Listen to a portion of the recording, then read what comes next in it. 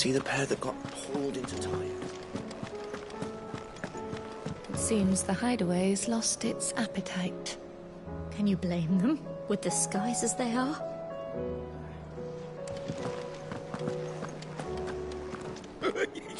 Ivan's newest dish is a masterpiece.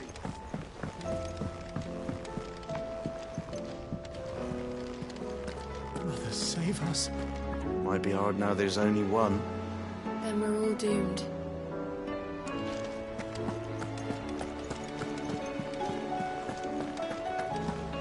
Did you see that? Can't we just...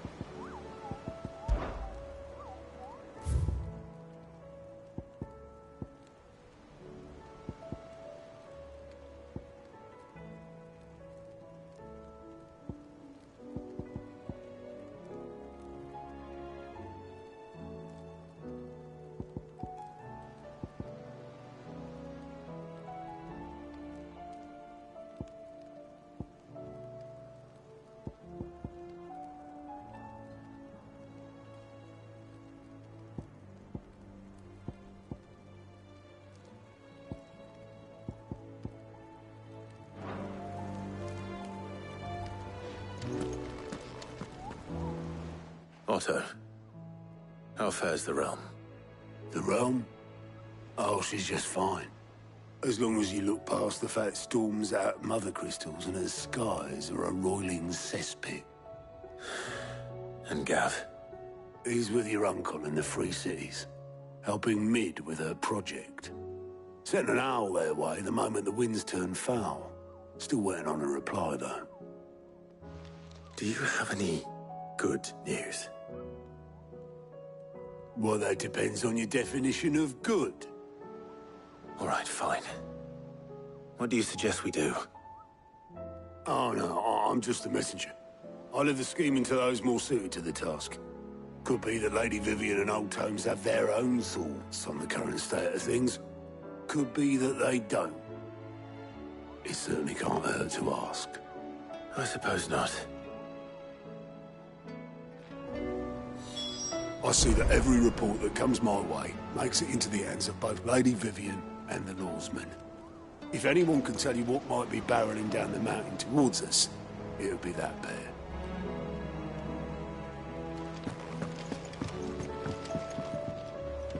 How is it that every one of your little excursions presages some inexplicable catastrophe?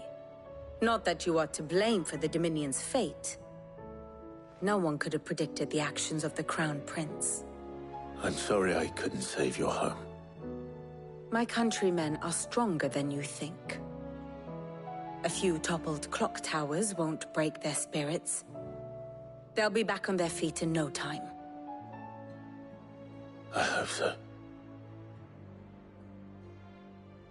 Look at us. Bluer than a pair of bog crabs. Tempting though it may be, sulking will not help us find a solution to this mess. You believe there's one to be found? I don't know. But I am certain we're more likely to find it if we first examine the facts.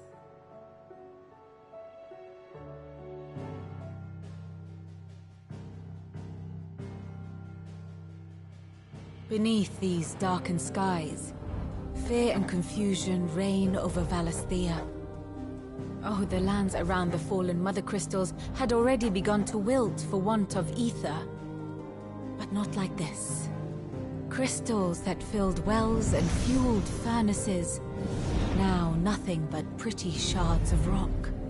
And those that hang from the people's necks cast nary a glimmer of light to keep the dark at bay.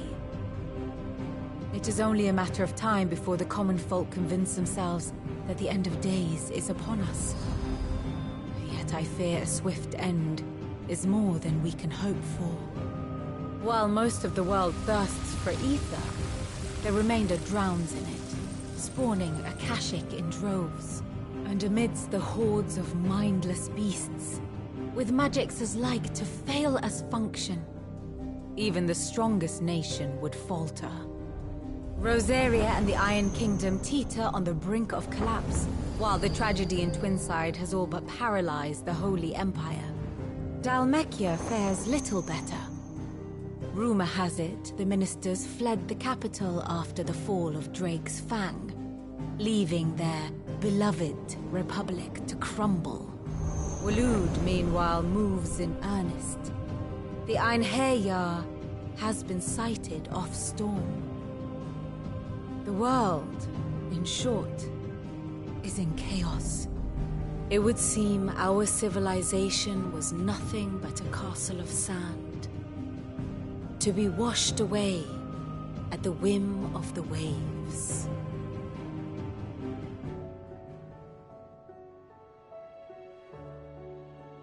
A castle of sand. Not my best flourish, but it seemed fitting. The reports I've received are considerably more blunt in their appraisal. Without the protection of their nations, it will fall to the people to defend themselves against those who would take what is theirs. Which is only ever going to end one way. Defending a farmhouse against a band of chocobo thieves is one thing, but pitchforks and palisades will do little to stall an army's advance. Should the King of Waloed deign to invade, there would be none to stop him. None but us.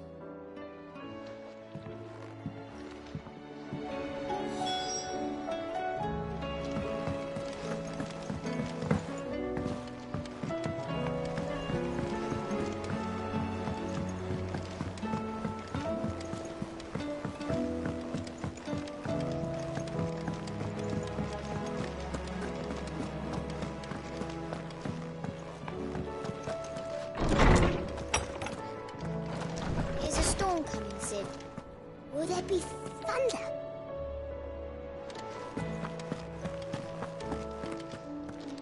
Sid, did you know that chocobos are far more resilient to the effects of ether than most other beasts? Some say that's one of the reasons they were tamed for use as mounts and sumpters, so that an ether flood wouldn't mean instant death for their riders or drivers.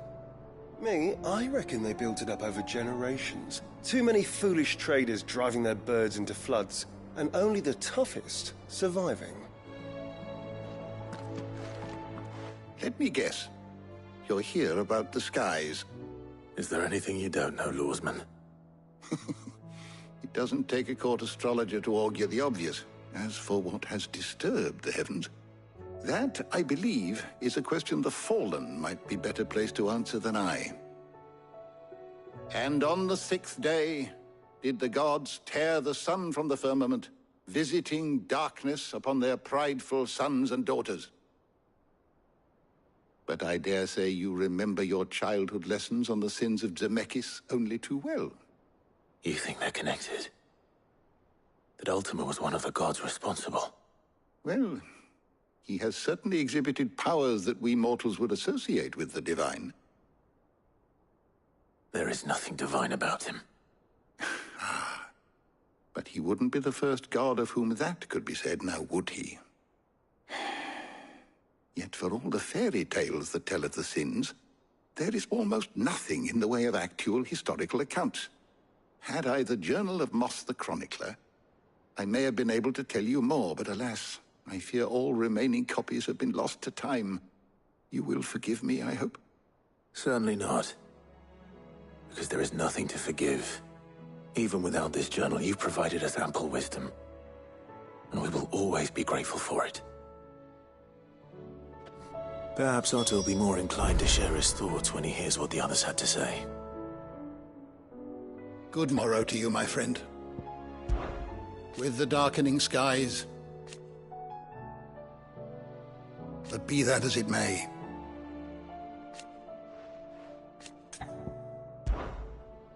I have a few new notes that might interest you.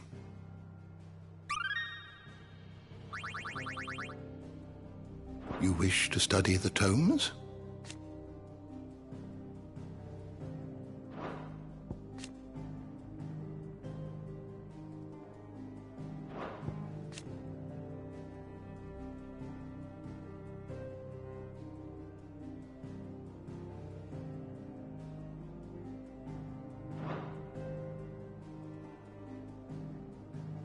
learn everything you needed?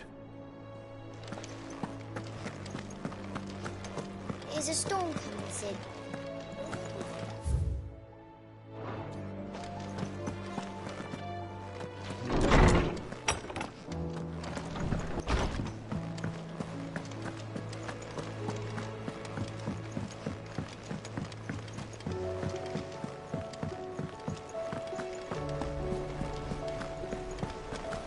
There's barely been a shipment in since the skies started boiling. A few more days without a visit and we'll have to start eating the blankets.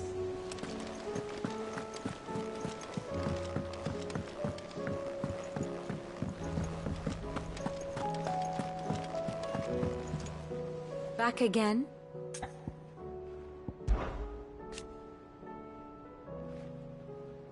And how could it not? But are we any better?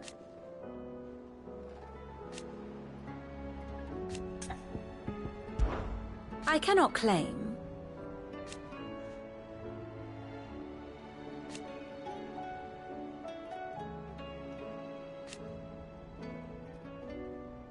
Such are the wages.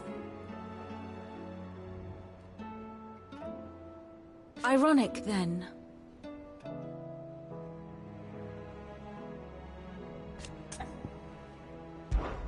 How may I help you today? Of course.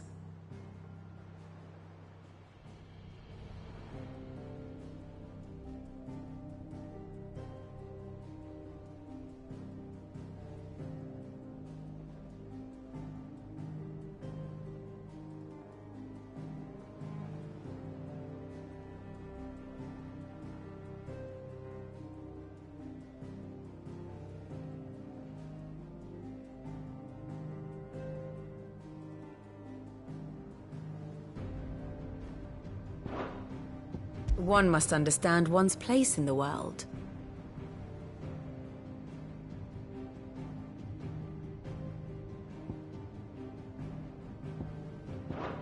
The state of the realm is ever-changing, Clive. Clive, we have a problem. Only one. That would be a first. It would. Actually, there are three. We had as many owls arrive while you were at the shelves. Martha's got a Akashic at her gates, and talk of monsters roaming the hills outside of Northreach has put the wind up Isabel and her lot. And don't forget Dalimil. Lubor says the village was raided by bandits. When it rains... It fucking pours. The curse breakers are spread thin, taking stock of the damage in the Dominion. And even if I could get word to all of them, I doubt they'd get here in time to make any real difference. Which means there's only two people who can. Jill and I. Let them know we're on our way. The messages from Martha, Isabel and Lubor weren't long. But what they lacked in detail, they more than made up for in urgency. Our friends need your help. I'm ready when you are, Clive. How are you doing? I don't mean to be gloomy. They need all the help they can... Anything catch your eye?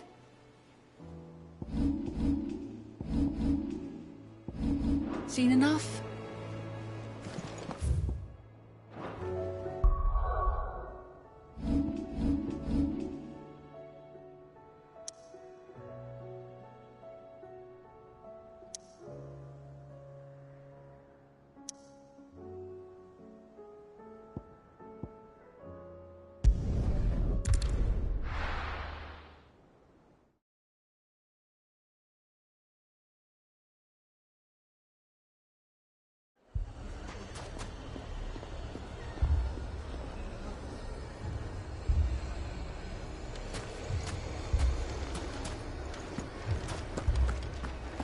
Poor bastard. Couldn't run because of the weight of his load. Still, better a branded than one of us. If you're wondering why Dalimil's in such a sorry state, you can blame the bandits. Them and the mercenaries who are guarding the gates. Though I can hardly fault them for running. Fighting would have meant death. Did for more than a few.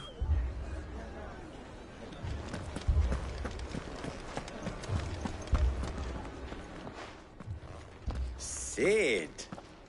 Your new companion appears much more formidable than your uncle. Should I be worried? You haven't been introduced. Jill, Clive has told me much about you. All lies, I'm sure. Your Stolas said that Dalimil has a bandit problem. Indeed. Although, you're a little late. They left with our food and guild days ago. Any idea where they went? The desert's a big place. Your guess is as good as mine. But the fact is, I have more immediate concerns. What did you say to me? What did you say? Ah, as if by magic. Let's just say we've yet to reach a consensus about how to solve Dalimil's little problem. And at this rate, it won't be the actions of the bandits which prove to be our undoing. It will be our own. I've tried reasoning with the dissenting parties, but even the Desert Hare has limits. Perhaps we could talk to them. What makes you think they'll listen to us? What makes you think they won't? She makes a fair point, Cid. And you won't have wasted much of your precious time if you fail. They're just across the courtyard.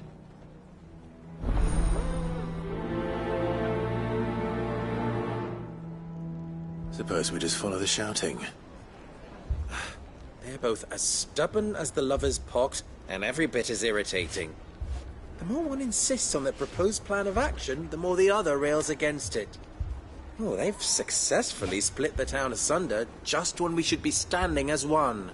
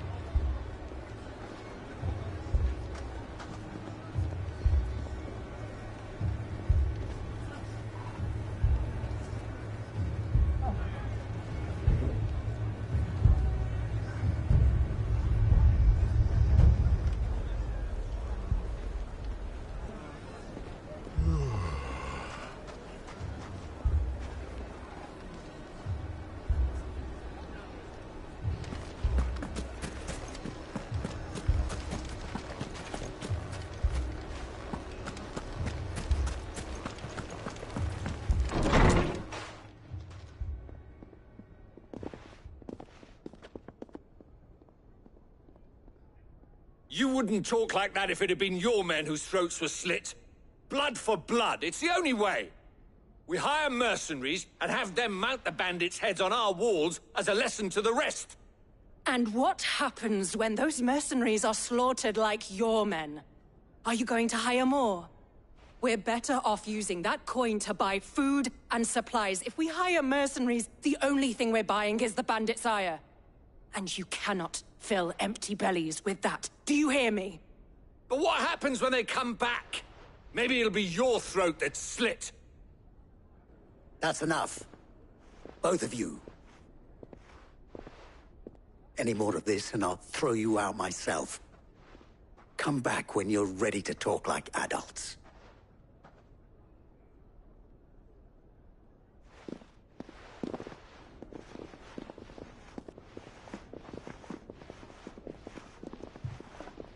Victor. What's he doing here?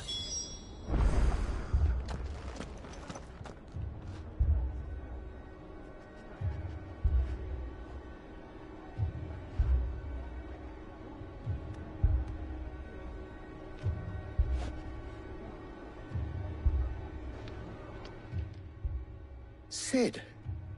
And Lady Jill. What brings you here? I was about to ask you the same thing. Costness is in chaos, and the markets have all but ceased to operate. The Briar's Kiss here in Dalimil is the only place I can reliably obtain supplies. I was here to do just that when Master Lubor told me of his troubles. He thought I might be able to talk some sense into these fools. But if you're here, I suppose his patience must be waning. Who are those people? Those were the thorns in Lubor's side. And the reason this place might be headed the same way as Costness. It's these accursed skies. The darkness is enough to drive a man to madness. Or an entire city, for that matter.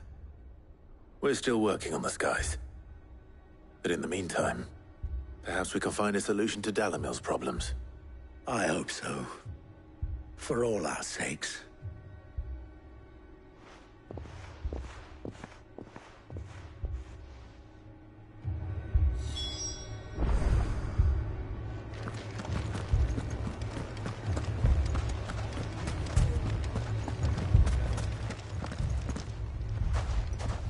So, you see my predicament? What I saw was a room full of people who were angry and afraid. And with good reason by the sound of it. But if left to smolder, that anger and fear could set the entire town alight. My thoughts exactly. What to do? Both sides wish to protect their homes and livelihoods, if only they could agree on how. But as long as they are divided, we are vulnerable. And if there's one thing bandits like, it's an easy target. What would Sid the Outlaw suggest? Well, if it were my namesake, he'd let them choose for themselves, and be on hand to pick up the pieces when it all went wrong. That sounds like a recipe for disaster. A recipe for disaster is precisely what it is. But perhaps that realization would be enough to make them question the ingredients. While it's plain neither Conrad nor Natalie will countenance the other's proposal, it may still be possible to make them doubt their own. Before presenting them with a third option. And that would be? To pool our resources and save the city ourselves. Why fight each other? When all that fear and anger can be directed at the bandits. It appears we have a plan of action. Victor, pay Conrad a visit. See if you can't convince him of his folly. I'll speak with Natalie. As you wish. Your faces are not well known in this town. That may prove useful. Don't worry, Victor and I will do most of the talking. You need only play along. Play along? What he means to say is yes.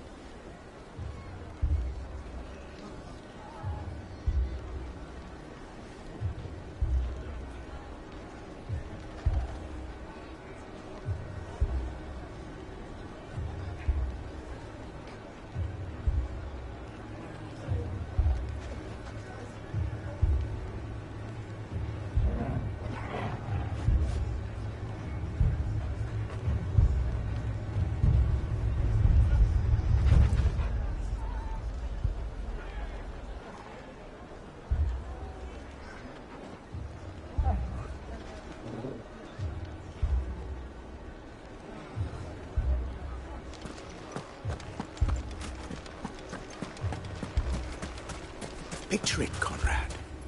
Your own city guard. With you as captain. Me? Buy more supplies. We might as well scatter seeds near a rat's don't know nest. about that. They're the problem, and only steel will solve it.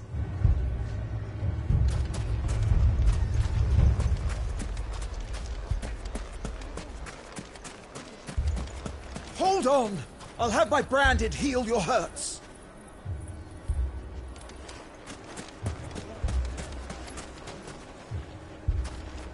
Next thing you know, Natalie'd be offering the bandits bed and board.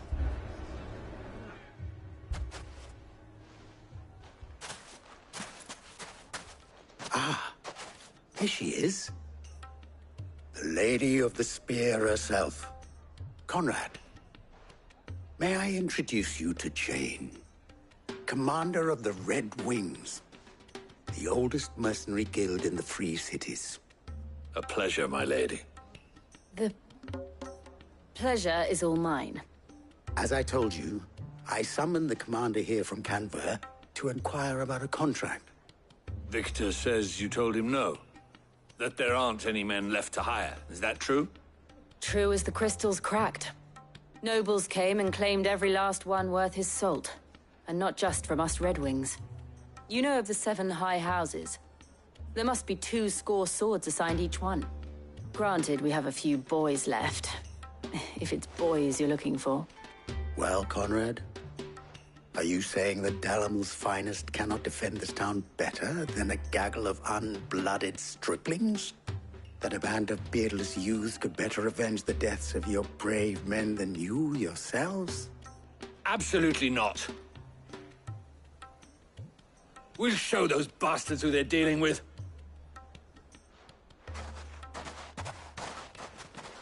I can't believe that actually worked. Conrad's not what you call the brightest candle in the crypt. And there's a reason why I had you do the talking and not Sid. Well played, my lady.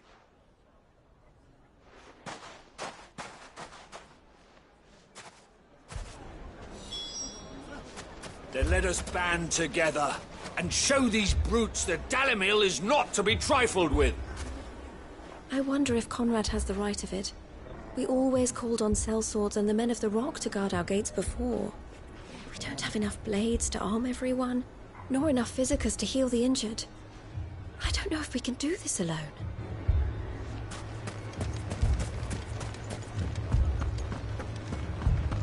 Oh, I'm ruined. My shop. Why would anyone do such a thing? If I had my pickaxe, I would...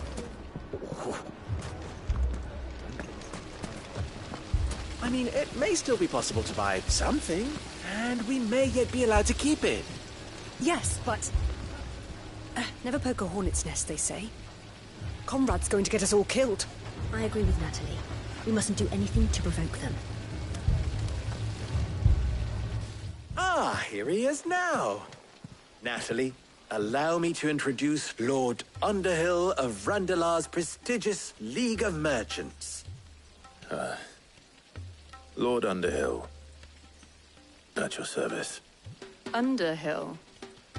I was just telling the good lady of our conversation, my lord, and how you were lamenting the state of the capital's stores. Lubor says that not only are the granaries almost empty, but that war and the Blight mean this season's harvest won't be enough to fill them for winter. Indeed, certainly that is the case. The nobles in the capital are buying up the city's stocks of barley and wine, driving the prices higher than most commoners can afford. It is only a matter of time before the peasants revolt. It is worse than I thought. If what Lord Underhill says is true, I fear we have little hope of supplementing our stores, meager though they regrettably are. And while I applaud your endeavors to dissuade our more bellicose citizens from seeking vengeance, I sense Conrad is not wrong in his assessment of the bandits' likely return. Which means that now, more than ever, we will need to secure what little we still have. Food, weapons, herbs, everything. If our humble town is to endure not only this hardship, but those that are certain to follow, we must stand united. All right. If it will help to protect my home, I'll do it. But you needn't have gone through this charade.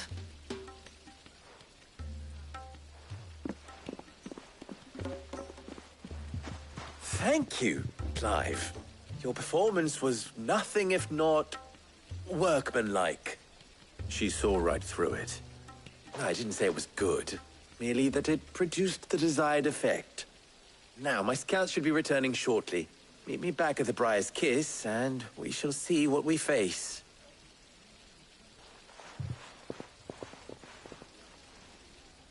I'm not convinced our roles in this ruse were entirely necessary. I don't know. Conrad seemed quite taken with you.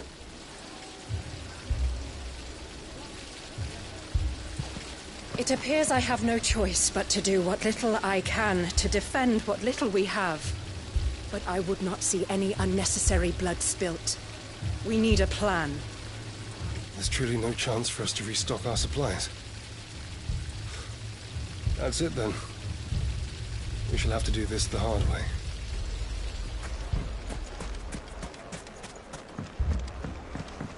Mummy, I'm scared. What if the bad men come back? It's all right. We're all right now.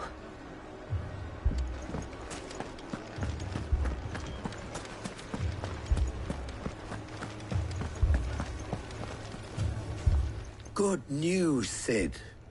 Both Conrad and Natalie have somewhat gracefully accepted their new roles. With time, they may even learn to. Time no longer appears to be the luxury it was before lunch. I take it your scouts found the bandits. Technically, it would be the bandits who found my scouts. It appears they march for Dalimil as we speak. All of them. You're not serious. They don't just want food, they want the whole damn town.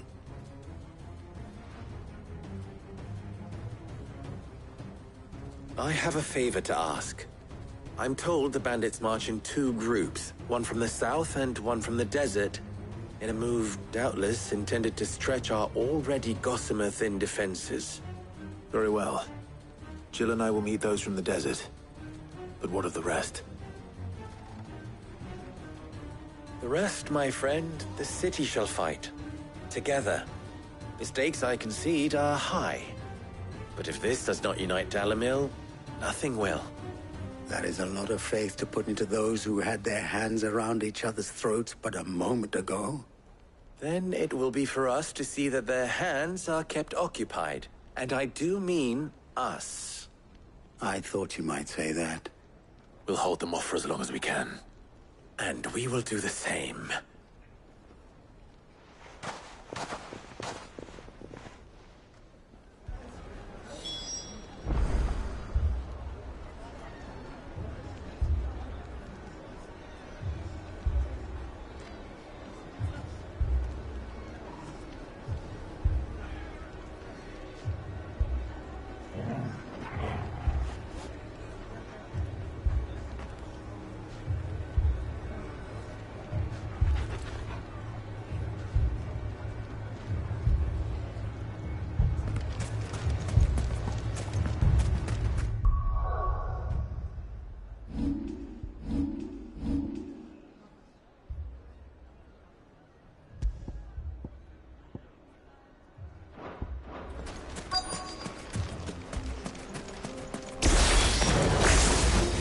No women folk have come to... I'll take that one. It's all yours.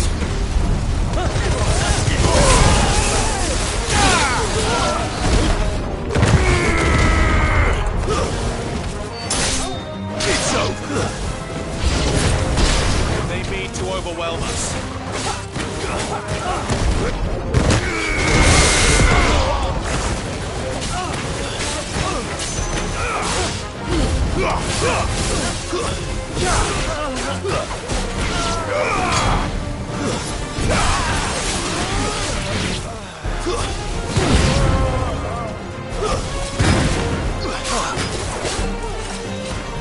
Nice try.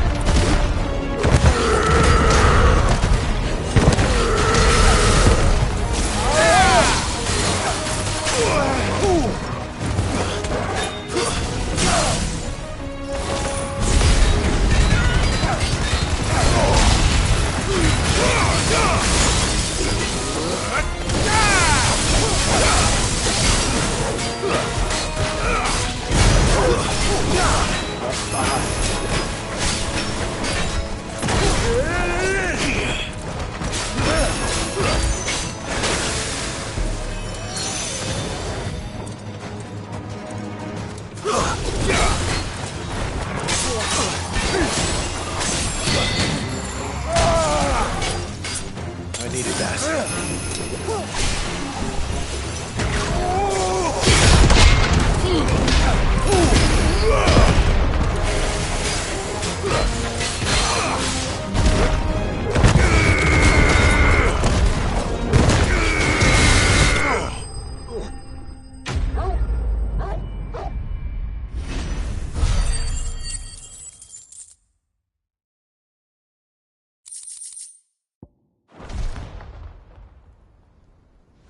The townspeople. Could they have held out? I don't hear any fighting. What do you think? That we should hurry.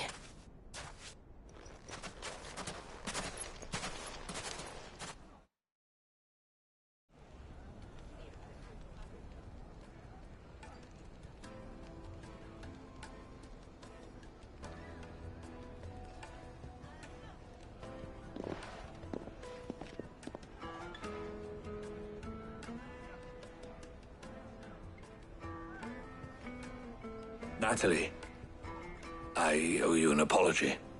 You did well out there. The inn would have been lost had you not held the line. Without you, there would have been no line to hold. You saved us, Conrad. You saved Dalimil.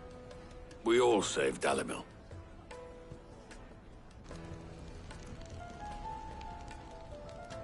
Conrad seems to have had a change of heart. I'd say they both have. I take it from your presence that our visitors from the desert won't be joining us either. Pity. The plan worked, Sid. Granted, it only took an army of bloodthirsty bandits at our gate. Calm now, Victor. Why quibble over the details? We are united, and that is all that matters.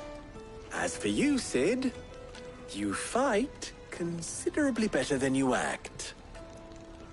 I'll take that as a compliment.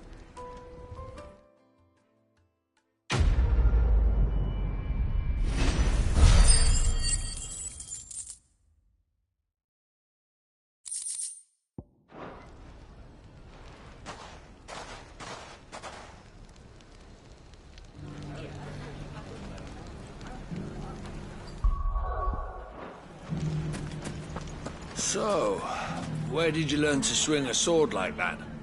In a desert full of ne'er-do-wells, a woman has to learn to look after herself.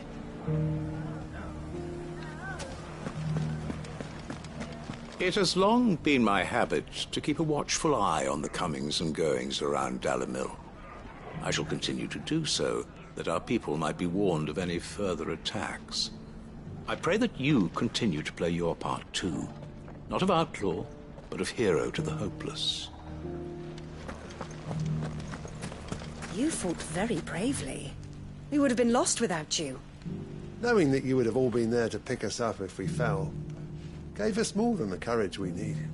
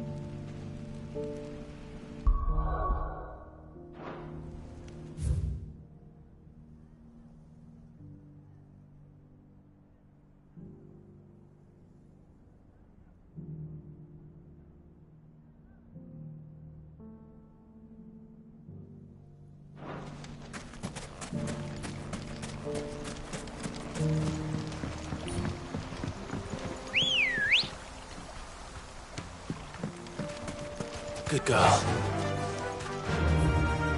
Faster!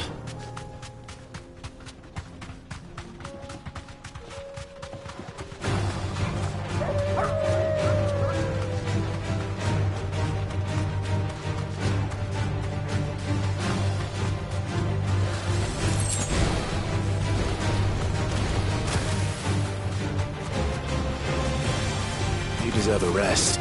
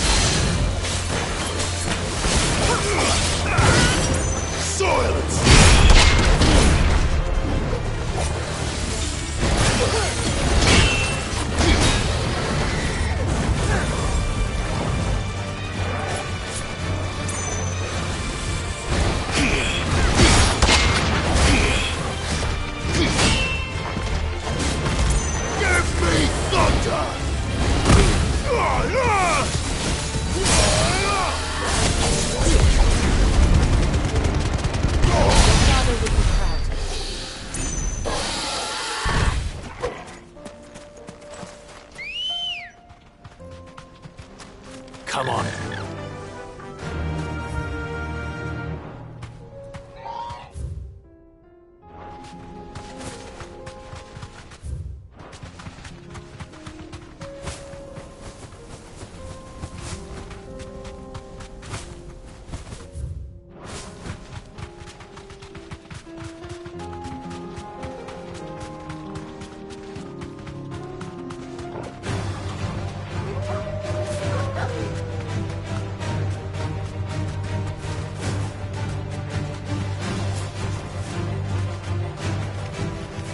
Safe.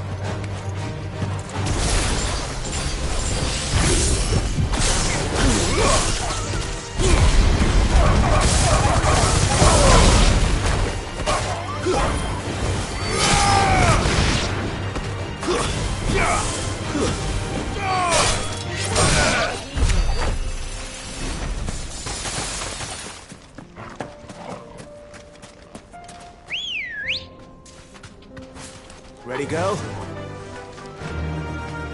Run like the wind.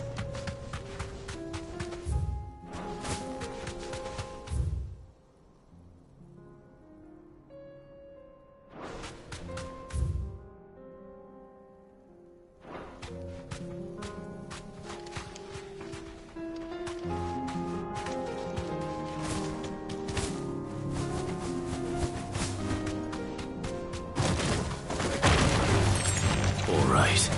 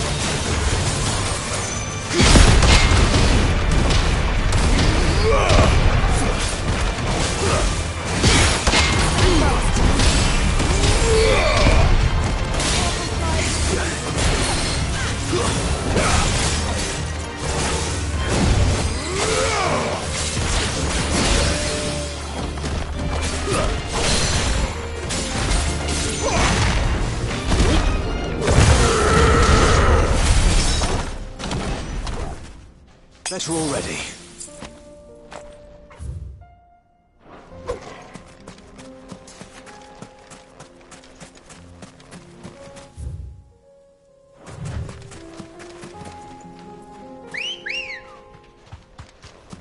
Let's go. Fly, Ambrosia.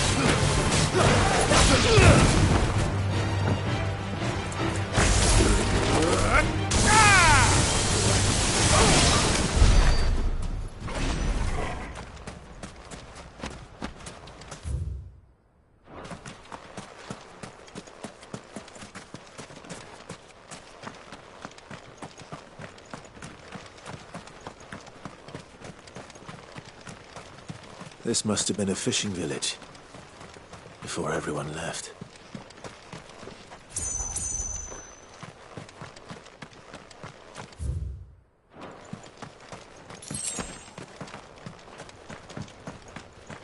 We're not alone.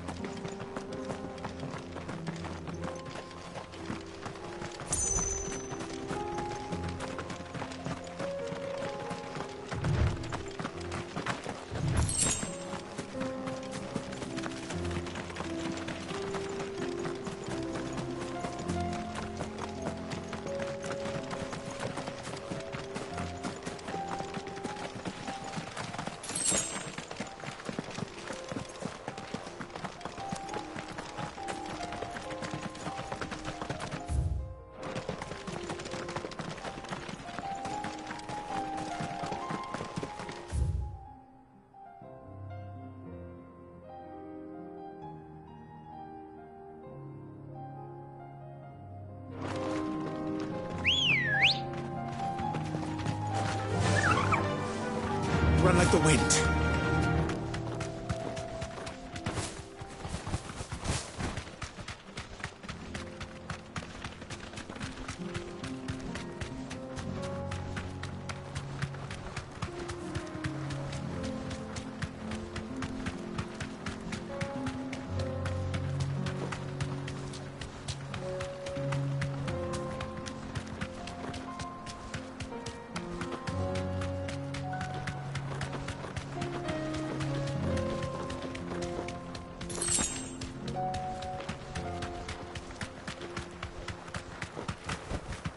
No need to ride from here.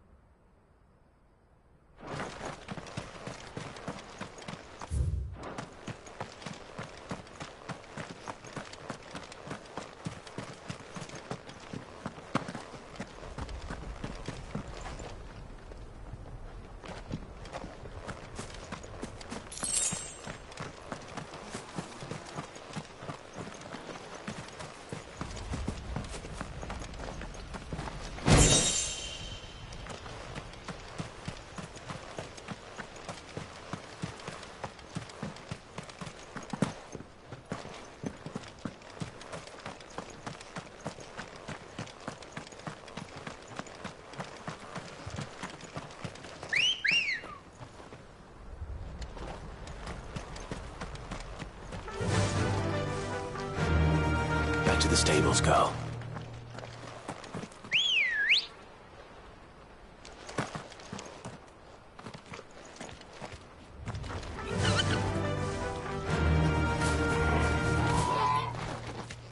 Fly, Ambrosia.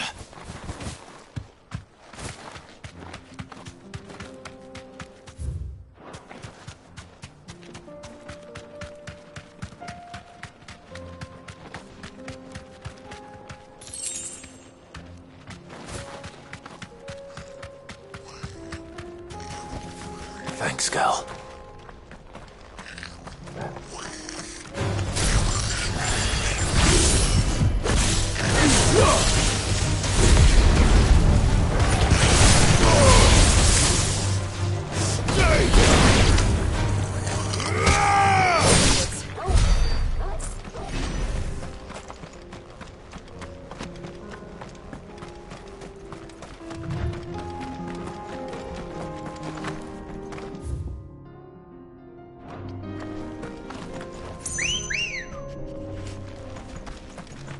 Ready, go? Faster!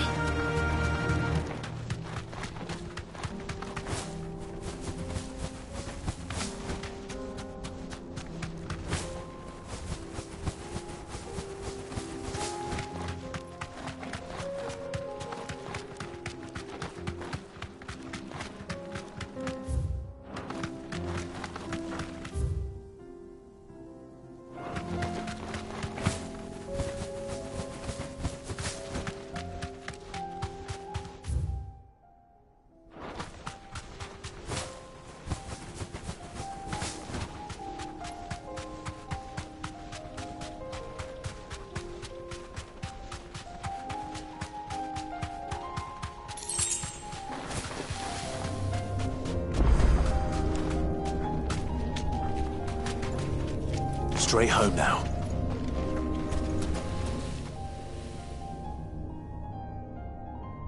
This one's awake.